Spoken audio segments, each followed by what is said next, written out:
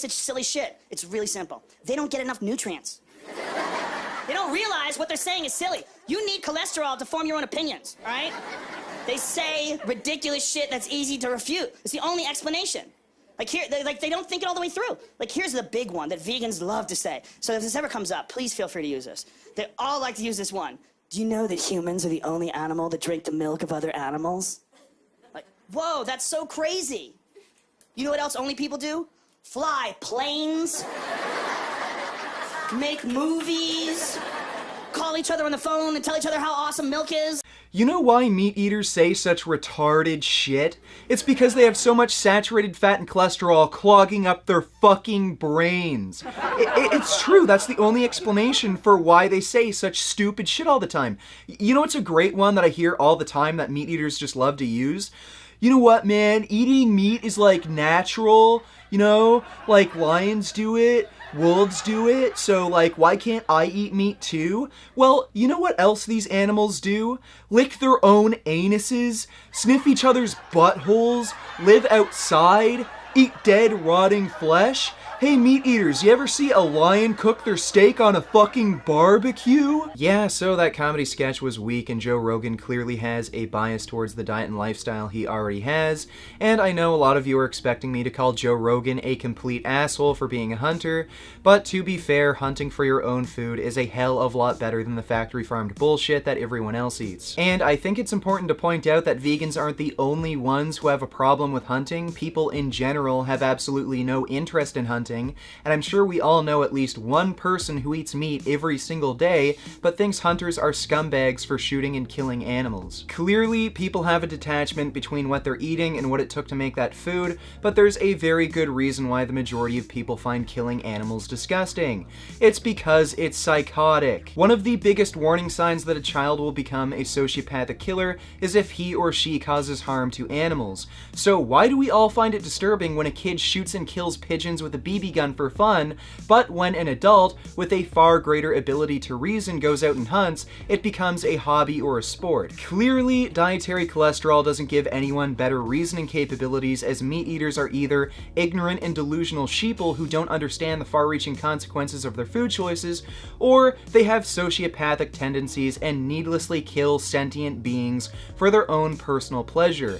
Vegans seem to be the only ones who can make logical and ethical food choices. Now, Joe Rogan just recently had a podcast where he interviewed the creators of Cowspiracy, and it was a great interview. Joe Rogan can't argue against the environmental benefits of veganism, and he is having an ever-decreasing amount of excuses to keep eating meat, so by the end of this interview, he was really backed into a corner and said a lot of stupid shit. But there have also been studies linking grass-fed beef to healthy fats, and that it's actually healthy for you to eat grass-fed animals. So I think what you're talking about is just preservatives? Whether the animal is grass-fed or not, it still contains saturated fat and cholesterol. How the fuck is saturated fat and cholesterol healthy just because the animal ate a grass-fed diet? It still raises serum cholesterol levels and clogs your arteries just the same. Saturated fats also cause diabetes by producing toxic breakdown products known as non-esterified free fatty acids, which kill insulin-producing beta cells, they interfere with mitochondrial function, and they cause the buildup of intramyocellular lipids, which inhibits insulin from entering the cells. It doesn't matter if the animal was grass-fed or not, saturated fat is still saturated fat. Like the World Health Organization showed that red meat, unprocessed, just raw red meat, is a type 2 carcinogen. And how are they making that distinction? Like what are they following people that ate a healthy diet, healthy vegetables along with red meat? The largest forward-looking study on cancer ever conducted found that vegetarians had a lower overall risk of cancer than meat eaters, and the vegetarians and meat eaters in the study were not representative of the general population, as both diet groups ate far healthier, consuming far more fruits and vegetables than average. Meat promotes cancer cell growth through many different mechanisms by raising IGF-1 levels. The amino acid composition of meat promotes cancer cell growth. Cholesterol directly feeds cancer cells. Cooking meat creates carcinogens, and there are carcinogens known as nitrosamines, which are not only found in cigarette smoke, but they're also found in processed and fresh meats as well. So it's no wonder that we see vegans and vegetarians having a lower overall cancer risk, and the longest living populations abstain from meat entirely. If you have diabetes, type 2 diabetes. Leading cause of type 2 diabetes is from eating animal proteins.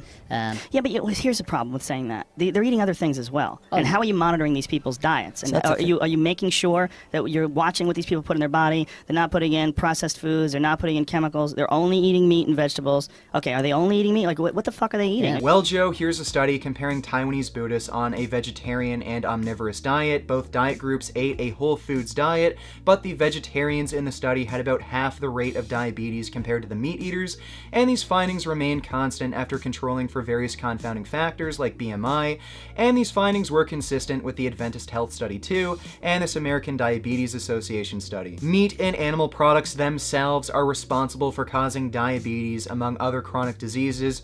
Processed foods aren't good for you, and they are contributory, but meat, dairy, and eggs are unquestionably the main causes of chronic disease. But people have been eating meat forever. Oh, people have been eating meat forever? What the fuck is that supposed to mean? Our ancestors very rarely ever lived past 30, so that means meat is good for us now? As this interview goes on and your arguments keep getting refuted, your excuses keep getting dumber and dumber. Well, ketogenic diet is also prevents epilepsy. Right. That's a huge issue in children. When they start giving them high-fat diets, they're finding that low-carbohydrate, high-fat diets that introduce a state of ketosis is actually very good at preventing symptoms of epilepsy in children. Low-carbohydrate diets are associated with an increased risk of heart disease, cancer, and all-cause mortality, whereas vegan low-carb diets are associated with a decreased risk of heart disease and all-cause mortality.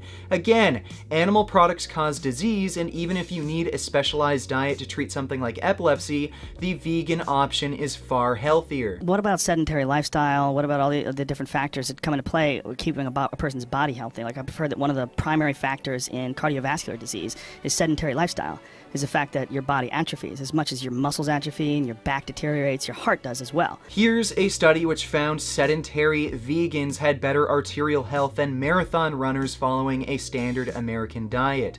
You can't outrun a bad diet. Meat, dairy, and eggs cause heart disease, and eliminating these foods from your diet is even more beneficial than exercise.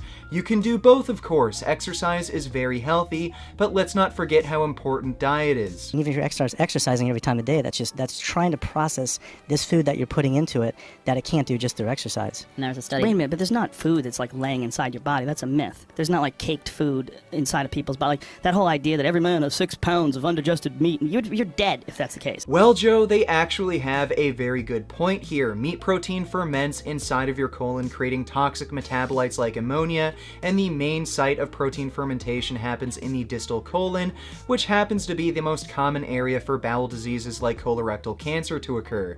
Again, meat is bad. You have no excuses. If you had a rigorous exercise schedule and you took care of your body, you drank a lot of water, and you ate nutrient-dense foods as well as meat, what kind of cancer are you getting there? Because that's really how people are supposed to live. Meat is a risk factor for chronic disease, and we have mechanistic data demonstrating this.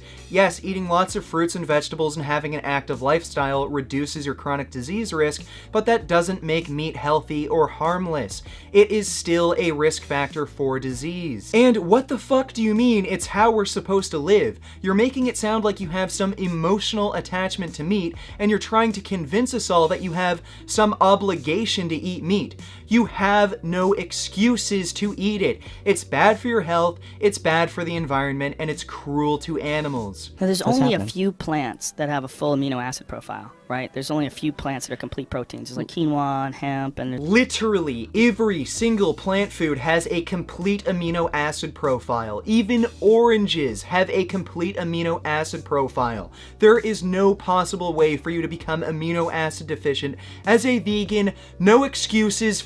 You. Well, they're saying, I think what they're trying to, sorry to interrupt you, but I think they're saying to optimize your performance, your health, your vitality, that animal-based proteins are more efficient. What do you mean optimizing your performance and health with animal proteins? What magical property does meat have that improves your health and athletic performance? Methionine, an amino acid found in high concentrations in animal products, happens to accelerate aging. So please, Joe, tell me about this magical property that meat has. Mixed martial artists, for example, or boxers or explosive athletes that have to optimize the physical capacity of their body, there's very, very, very, very, very few that have vegan diets.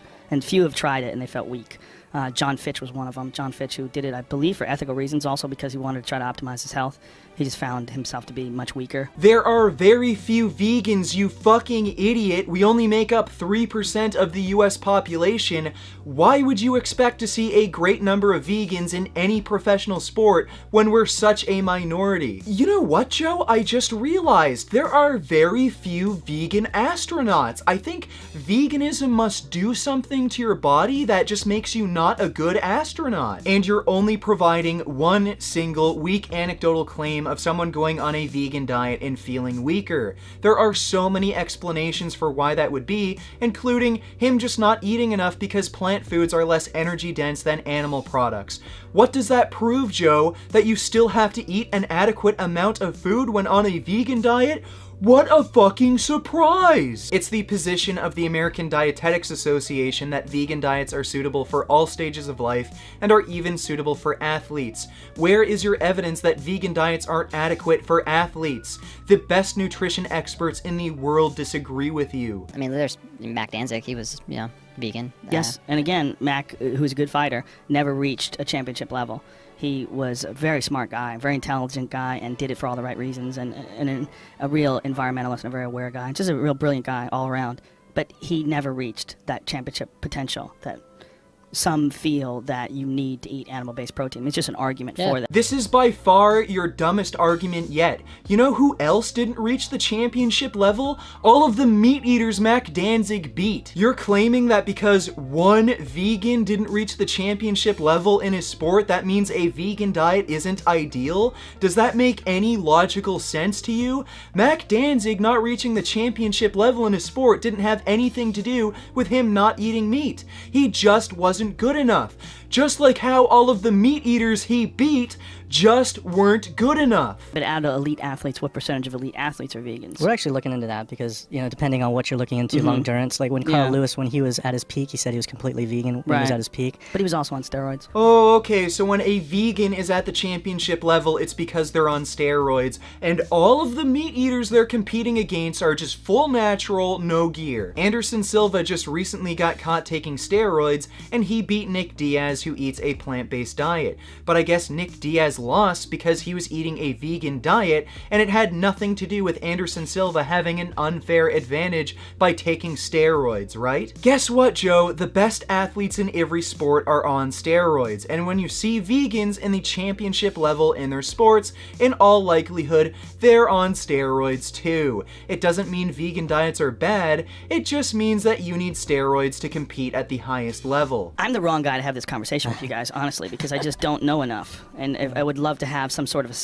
someone who really understands human physiology. Yes, you clearly don't know what you're talking about. You should invite someone on your show like Dr. Neil Bernard or Dr. Caldwell Esselstyn, who are medical doctors and have their own published research and specialize in treating chronic disease through diet. But you're not going to do that because you like inviting paleoprimal fucking morons like Mark Sisson who take steroids and claim that their high saturated fat bullshit diet is what keeps them looking lean and healthy. Beef. What a relief.